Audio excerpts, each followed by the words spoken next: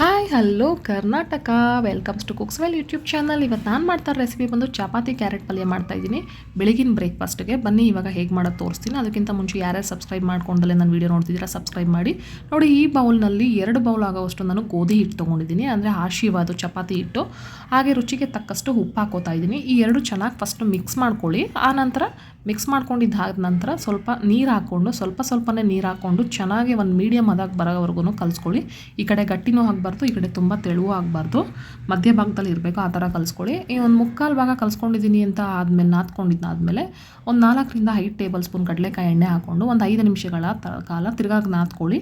ಆ ನಂತರ ನೋಡಿ, ಈ ಥರ ನಾದ್ಕೊಂಡು ಆಗಿದೆ. ನಾನು ನಾದ್ಕೊಂಡಾದಮೇಲೆ ಸ್ವಲ್ಪ ಎಣ್ಣೆನ ಚೆನ್ನಾಗಿ ಮೇಲ್ಭಾಗದಲ್ಲೆಲ್ಲ ಸುತ್ತ ಅಪ್ಲೈ ಮಾಡಿ. ನೋಡಿ, ಈ ಕನ್ಸಿಸ್ಟೆನ್ಸಿಗೆ ಬರಬೇಕು ಚಪಾತಿ ಹಿಟ್ಟು. ಈ ಥರ ಆದಮೇಲೆ ಕಲಸಾದ್ಮೇಲೆ ಒಂದು ಅರ್ಧ ಗಂಟೆಯಿಂದ 1 ಅವರ್ ಕ್ಲೋಸ್ ಮಾಡಿಬಿಟ್ಬಿಡಿ. ಹಾಗೆ ನೋಡಿ, ಒಂದು ಅರ್ಧ kg ಆಗೋಷ್ಟು ನಾನು ಕ್ಯಾರೆಟ್ ತೊಗೊಂಡಿದ್ದೀನಿ ಪಲ್ಯಕ್ಕೆ, ಚಪಾತಿಗೆ. ನೋಡಿ, ಕ್ಯಾರೆಟ್ನ ಎರೆದು ತುರ್ಕೊಂಡಿದ್ದೀನಿ ಈ ಥರ ತೊಳೆದು. ಹಾಗೆ ಒಂದು 2 ಮೀಡಿಯಮ್ ಸೈಜ್ ಈರುಳ್ಳಿ, ಹಸಿಮೆಣಸಿನ್ಕಾಯಿ, ಶುಂಠಿ, ಕೊತ್ತಂಬರಿ, ಕರಿಬೇವು, ಹಾಗೆ ಉಪ್ಪು ರುಚಿಗೆ ತಕ್ಕಷ್ಟು, ಹಾಗೆ ಎಣ್ಣೆ. ಬನ್ನಿ ಇವಾಗ ಕ್ಯಾರೆಟ್ ಪಲ್ಯ ಹೇಗೆ ಮಾಡೋದು ತೋರಿಸ್ಕೊಡ್ತೀನಿ. ನೋಡಿ, ಒಂದು ಪ್ಯಾನ್ ಇಟ್ಕೊಂಡಿದ್ದೀನಿ. ಹಾಗೆ ಎಣ್ಣೆ ಹಾಕ್ಕೊಳ್ಳೋಣ. ಹಾಗೆ ಸಾಸಿವೆ, ಜೀರಿಗೆ, ಕಡಲೆಬೇಳೆ 3 ಹಾಕ್ಕೊಂಡು ಚೆನ್ನಾಗಿ ಫ್ರೈ ಮಾಡ್ಕೊಳ್ಳಿ. ಒಂದು ಮೀಡಿಯಮ್ ಫ್ಲೇಮ್ ಮಾಡಲಿ ಫ್ರೈ ಮಾಡ್ಕೊಳ್ಳಿ. ಹಾಗೆ 1 ಪಿಂಚ್ ಆಗುವಷ್ಟು ಶುಂಠಿ ಹಾಕೋತಾ ಇದ್ದೀನಿ. ಶುಂಠಿ ಹಾಕ್ಕೊಂಡ್ರೆ ತುಂಬ ಟೇಸ್ಟ್ ಬರುತ್ತೆ ಅಂತ ನಾನು ಶುಂಠಿ ಯೂಸ್ ಮಾಡೋದು.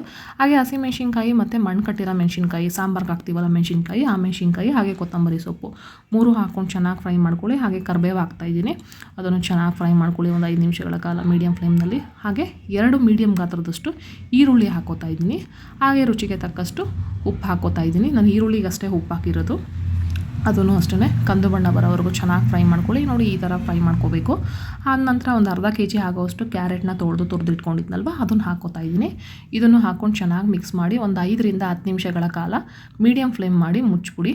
ನೋಡಿ, ರುಚಿಗೆ ತಕ್ಕಷ್ಟು ಉಪ್ಪು ಹಾಕ್ಕೊಂಡು ಒಂದು ಮೀಡಿಯಮ್ ಫ್ಲೇಮ್ ಮಾಡಿ ಮುಚ್ಚಿಟ್ಟಿದ್ದೆ. ನೋಡಿ, ಇವಾಗ ತೆಗೆದಾದ್ಮೇಲೆ ಈ ಥರ ಆಗಿದೆ, ಹಳ್ಕೊಂಡಿದೆ ಚೆನ್ನಾಗೆ. ನೋಡಿ, ಈಗ ಕೊತ್ತಂಬರಿ ಸೊಪ್ಪು ಹಾಕ್ತಾಯಿದ್ದೀನಿ.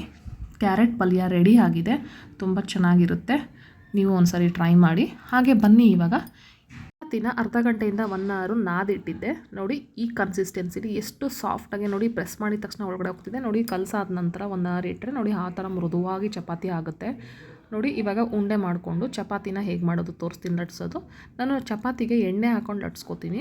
ನಾನು ಗೋಧಿ ಹಿಟ್ಟು ಹಾಕಲ್ಲ ಚಪಾತಿಗೆ. ನೋಡಿ, ಎಣ್ಣೆ ಹಾಕ್ಕೊಂಡು ಲಟ್ಸ್ಕೊಂಡು ಒಂದು 2 ಮೀಡಿಯಮ್ ಫೋಲ್ಡ್ ಮಾಡಿಕೊಂಡು ನೋಡಿ ಈ ಥರ ಚಪಾತಿನ ನಾದ್ಕೊಳ್ಳೋದು. ಪ್ರೆಸ್ ಮಾಡಿ ತುಂಬ ಪ್ರೆಷರ್ ಮಾಡಿ ಚಪಾತಿ ಒತ್ತಬೇಡಿ, ತುಂಬ ಚೆನ್ನಾಗಿ ಬರುತ್ತೆ.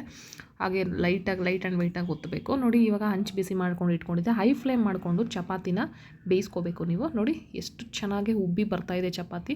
ಮೀಡಿಯಮ್ ಫ್ಲೇಮು ಮಾಡಬೇಡಿ, ಲೋ ಫ್ಲೇಮು ಮಾಡಬೇಡಿ. ನೋಡಿ, ಚಪಾತಿ ಎಷ್ಟು ಬೇಗ ಆಗುತ್ತೆ ತುಂಬ. ನೋಡಿ, ಇಷ್ಟೇ ಚಪಾತಿ ರೆಡಿ ಆಯಿತು. ಇವಾಗ ಚಪಾತಿ ಕ್ಯಾರೆಟ್ ಪಲ್ಯ ತುಂಬ ಈಸಿ ಫ್ರೆಂಡ್ಸ್. ನೀವು ಒಂದ್ಸರಿ ಟ್ರೈ ಮಾಡಿ ನೋಡಿ ಹೇಗಿದೆ ಅಂತ ನಾನು ಕಮೆಂಟ್ ಬಾಕ್ಸಲ್ಲಿ ತಿಳಿಸಿ. ಹಾಗೆ ಇನ್ನು ಯಾರ್ಯಾರು ದಯವಿಟ್ಟು ನಾನು ಸಬ್ಸ್ಕ್ರೈಬ್ ಮಾಡ್ದಲ್ಲಿ ವೀಡಿಯೋ ನೋಡ್ತಿದ್ದರೆ ಸಬ್ಸ್ಕ್ರೈಬ್ ಮಾಡಿ, ಶೇರ್ ಮಾಡಿ, ಲೈಕ್ ಮಾಡಿ ಅಂತ ಹೇಳ್ತಾ ಥ್ಯಾಂಕ್ ಯು ಫಾರ್ ವಾಚಿಂಗ್.